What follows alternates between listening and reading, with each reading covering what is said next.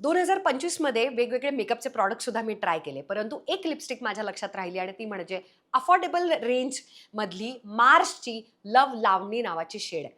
Orange कलरची, जे बाहेरून तुम्हाला दिसतंय टेराकोटा ऑरेंज, ज्याला रस्ट ऑरेंज पण म्हणतात किंवा बर्न्ट ऑरेंज सुद्धा म्हणतात, जी मी आत्ता पण लावलेली आहे. ही लिपस्टिक मला प्रचंड आवडली. बुलेट लिपस्टिक आहे, मॅट फिनिश आहे, भरपूर लॉंग लास्टिंग आहे, पण ऑफकोर्स थोडी ट्रान्सफर प्रूफ सुद्धा आहे. आणि तो जो रंग आहे ना, तो बहुतांश रंगांना सुंदर दिसणारा चांगला नारंगी रंग आहे. आणि चांगला नारंगी रंग चांगल्या ब्रँडमध्ये मिळणं, अफोर्डेबल रेंजमध्ये मिळणं खरंच खूप अवघड आहे.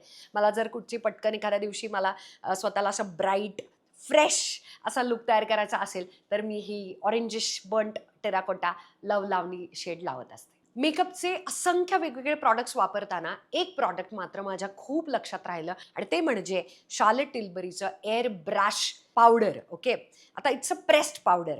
प्रेस्ड पावडर ही आपल्याला माहिती असते की फक्त टचअपसाठी वापरायची असते, परंतु जेव्हा तुम्ही तिशी क्रॉस करता आणि अंडर आईज तुम्ही कितीही झोपलात तरी सुद्धा बारीक बारीक बारीक तिथे फाईन लाईन्स यायला लागतात, तेव्हा तुमच्या लक्षात येतं की लूज पावडर जाऊन त्या रिंकल्सच्या मध्ये आत जाऊन छान बसते आणि मेकअप केल्यानंतर ती स्ट्रॉंगली दिसते.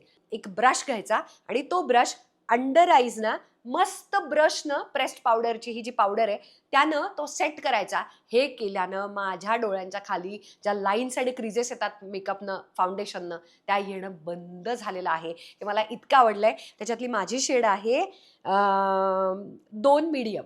स्विस ब्युटी सिलेक्टची सिंगल स्वाईप काजळ pencil, long lasting, smudge proof, एकदम हेवी ड्युटी, चांगलं सेन्सिटिव्ह आईज ना डोळ्यातून पाणी पण नाही येणार असं काजळ मी सतत शोधत असते. आणि माझं सगळ्यात आवडीचं प्रॉडक्ट जर आत्ता काजळ पेन्सिल जर कुठची असेल तर हे स्विस ब्युटीचं काजळ आहे. मला जबरदस्त आवडलं हे काजळ, हालतच नाही हे काजळ. त्याच्यानंतर ब्लॅक आय शॅडोनं त्याला जर सेटिंग पावडर सारखं सेट जर केलं, मग तर तुम्हाला दुसऱ्या दिवशी किंवा रात्रीचं काजळ काढायला त्रास होईल. इतकं सुंदर ते जसंच्या तसं राहतं हे काजळ. मला भयानक आवडलं. प्रॉशचं जेली ब्लश आणि ज्याच्यातली शेड आहे रास्पबेरी मूड, अतिशय सुंदर जेली आहे, अक्षरशः जेली सारखंच आहे आणि नॅचरली त्याला पाणी सुटतं जेलीचं. आणि मेकअप वरती सुद्धा अतिशय देखणा दिसणारा हा ब्लश आहे.